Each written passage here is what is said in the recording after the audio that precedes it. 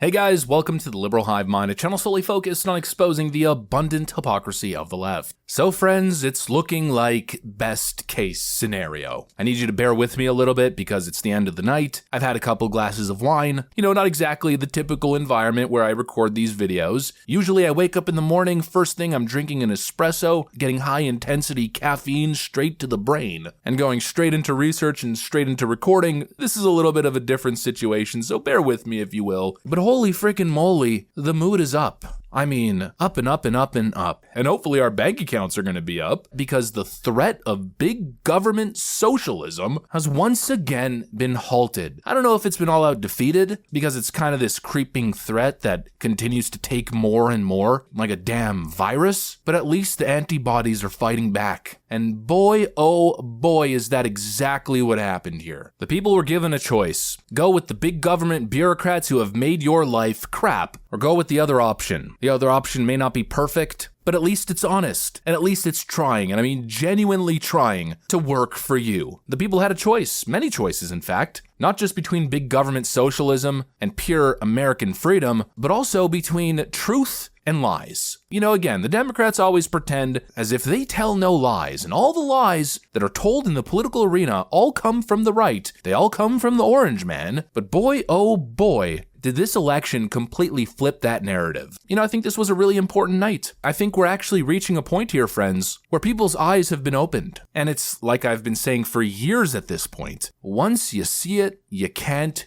unsee it. And I think what happened this election season is the Democrats and the Democrat media, of course, just an extension of the Democrat Party, I think they overplayed their hand. I think they went too far. They told too many lies, too many egregious, horrible, indefensible, unjustifiable lies. And the people finally caught on. See, Democrats made a little bit of a mistake. They thought they had the same control and the same system as they did in previous elections, but they simply don't. They've lost control in so many ways, and especially in the domain of information. Elon Musk bought X, and to be honest, he might have actually saved democracy by doing so. No longer can Democrats control the X algorithm. No longer can they control the trending tab. I remember clear as day, in that 2020 election, in that 2016 election, you went on Twitter and all you saw was left-wing propaganda. Right-wing accounts were shadow banned. The trending tab was, Donald Trump does horrible thing. Donald Trump is literally Hitler. You were inundated with this constant stream of BS. But this time, it wasn't the same. And obviously, moving from previous elections, these mainstream outlets and sources, these big networks, they no longer have the pull that they used to. Who needs a CNN town hall when you can go on Joe Rogan's podcast, have a 3-hour sit-down interview, meanwhile the other candidate runs and hides and ducks in the basement? And then, of course, it helps that Joe Rogan, the night before the election, endorses Donald Trump. But it's just a different world. How things can change in a matter of 4 years. And the Democrats didn't realize it. They didn't adapt. It feels almost as if the Democrats can't adapt. They've had so many opportunities to have that moment of introspection, to take a second, to stop, to think, to look at themselves, look in the mirror and say, is what we're doing working? Is it right? Is it the right strategy? They've had so many opportunities to course correct, and they haven't. And so they've spent the last almost 9 years pushing the same talking points, the same tired nonsense. They haven't adapted, and of course, the law of diminishing returns starts to hit. And what that means, of course, is that their talking points, their selling points, aren't hitting. They're not hitting anymore. Nobody cares. Nobody's interested in this.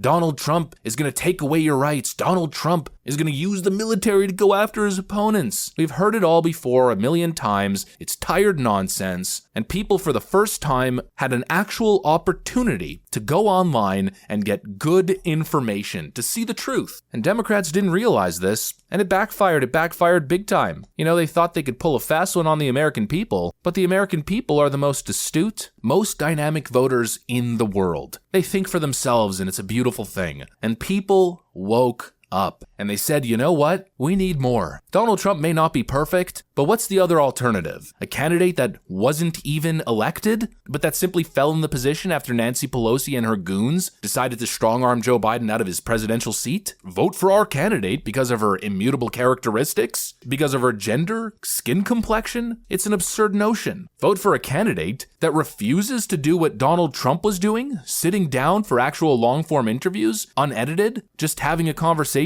A candidate who didn't show up on Joe Rogan's show, even though Joe Rogan said, look, it's not going to be a gotcha moment, just come have a conversation. A candidate that refused to answer questions, who just talked in circles constantly, avoiding tough topics, avoiding really any detailed answer at all. No, the people said, you will not treat us as if we are fools, dangling your shiny toys in front of us, who I'll give you subsidies. In other words, I'll take money out of your pockets, then of course make everything more expensive for you and then give you a little bit of a credit here. Empty promises, free crap. A candidate that didn't delve into the ideas, but rather adopted the strategy of not only empty, bogus promises, but rather partnering up with every celebrity that she could find during these phony rallies. Vote for me because I'm friends with Beyonce. It's an insult to the American people's intelligence. The most dishonest campaign, I think, in American history. The entire thing was just too much. It was too much. I mean, just think about it. Let's teleport back 3 months in the past. Kamala Harris is announced, and instantly she goes from the least popular vice president in American history and a candidate who polled at 0% after Tulsi Gabbard was done with her during the debates. She went from the vice president that was supposedly holding Joe Biden down, to then the most qualified person to ever run for the office? Give me a freaking break. It went too far, they overstepped their boundaries, and people saw through it. And now is when the can of worms gets open. Now's where people start to actually see a little bit beyond that. What the Democrats are really about. This is signaling a brand new path, friends. Let's describe it as a breath of fresh air. The people have decided to go with the unity ticket, but more than the concept of unity, the ticket that wants to dream big. Elon Musk tweeted this earlier, America is a nation of builders. Soon, you will be free to build. And that's exactly it. That's the ethos of this whole thing. It's about putting power back in the hands of the people. Bring America back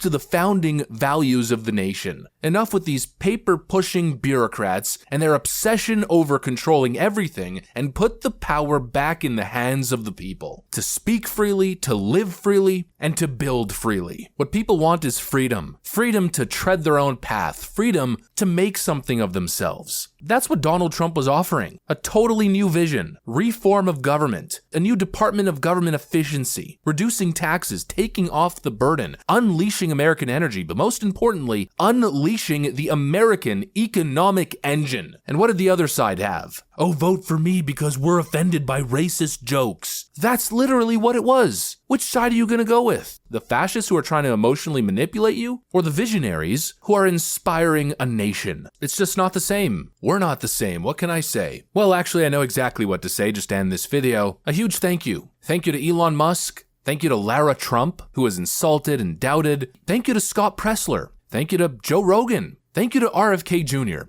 Thank you to Tulsi Gabbard. Thank you to Vivek Ramaswamy. Thank you to Dr. Phil. Thank you to Hulk Hogan. Thank you to JD Vance. And of course, thank you to Donald J. Trump, President Donald J. Trump. And thank you to everybody else involved. This was an incredible campaign. Seriously one for the history books. They threw everything at this guy, and he continued to fight. He withstood it all. It's the greatest comeback story in American political history, and I'm just happy to be along for the ride. What a frickin' night. A near flawless campaign, just incredible execution. Meanwhile, I'm just so thankful we don't have to suffer through 4 years of Kamala Harris. Finally, we can go back to never talking about her ever again, and we can move on from the Joe Biden disaster that was. We have officially been unburdened by what has been. It's just incredible. Anyways, that's pretty much what I got for you guys on this one. Hopefully you enjoyed the video. If you did, make sure to leave a like and possibly subscribe to the channel. Thanks for watching, and I'll see you on the next one.